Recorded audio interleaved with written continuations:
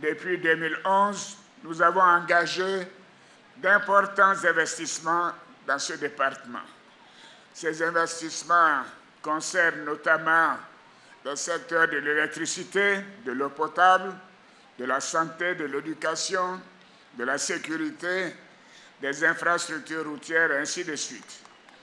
Dans le secteur de l'énergie, par exemple, le nombre de localités électrifiées dans le département de Niakara est passé de 17 localités en 2011 à 47 localités en 2019.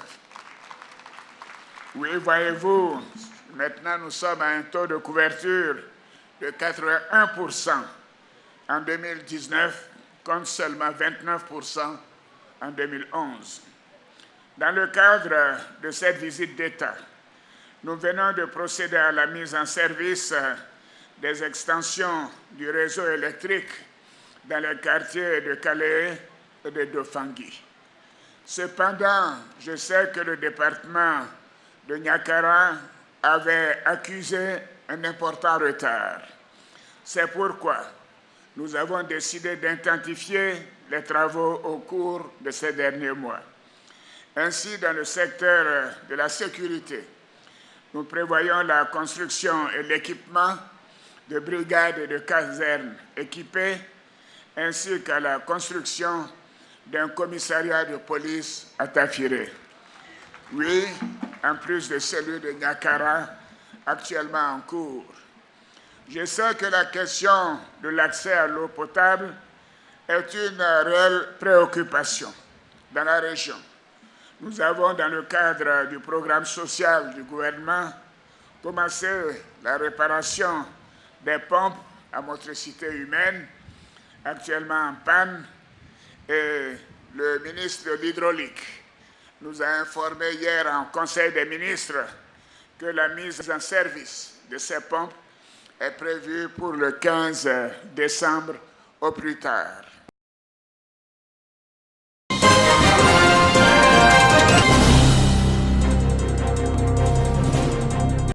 Avec ces deux signatures de convention, l'agriculture ivoirienne reçoit de nouveaux intrants pour la rendre davantage performante. Le premier, c'est la convention entre la Côte d'Ivoire et le groupe Global Africa, un consortium d'investisseurs. Coût du financement plus de 100 milliards au profit de la région de Tiébissou et prend en compte toute la chaîne des valeurs. Pour mettre en place d'abord les structures, développer des zones agricoles, et ensuite créer des bâtiments et mettre en place des systèmes de production de volailles. Les bénéficiaires, à travers le maire de la localité, ont souligné leur satisfaction. C'est début 2014 que nous avions entamé les démarches.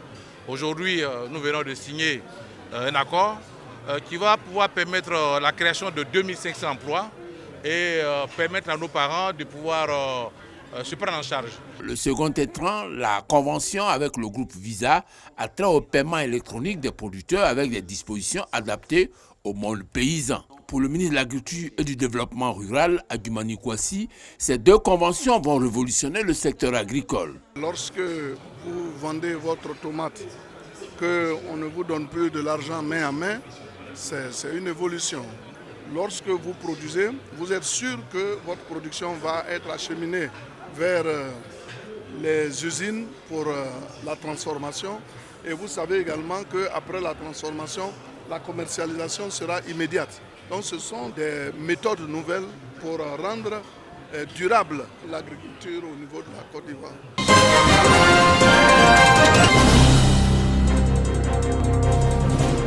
Un lit, des toilettes intégrées. C'est un prototype de maison préfabriquée qui pourrait constituer une réponse au déficit de logement des étudiants. Cette offre d'une entreprise espagnole est présentée aux étudiants de l'université Félix Houphouët-Boigny. Il s'agit de chambres simples conçues pour recevoir 4 étudiants. Pour les étudiants, cette offre de logement est salutaire, mais la réhabilitation des cités universitaires doit être prioritaire. Nous sommes d'autant plus fiers quand nous voyons la capacité de logement des étudiants en train d'être augmentée. Nous sommes d'accord avec tous les projets sociaux, mais ce qui existait, il faut qu'on fasse en sorte que cette situation soit existante et qu'on puisse loger la majorité des étudiants de Côte d'Ivoire. Le ministre de l'Enseignement supérieur et de la Recherche scientifique a rassuré les étudiants quant à la livraison des cités universitaires. Ce projet-là ne vient pas supprimer les efforts en cours et ce que nous attendons, c'est-à-dire disposer des 11 000 lits à la fin de la réhabilitation. On parle pour que la réhabilitation se poursuive et s'achève, mais essayons de doubler donc l'offre en trouvant donc des possibilités de construire avec des préfabriqués. Ce projet de logement préfabriqué n'est qu'à l'étape de la présentation. Les avis des étudiants sont recueillis pour le remodeler si besoin. Il pourrait offrir 10 000 lits supplémentaires repartis sur toutes les cités universitaires.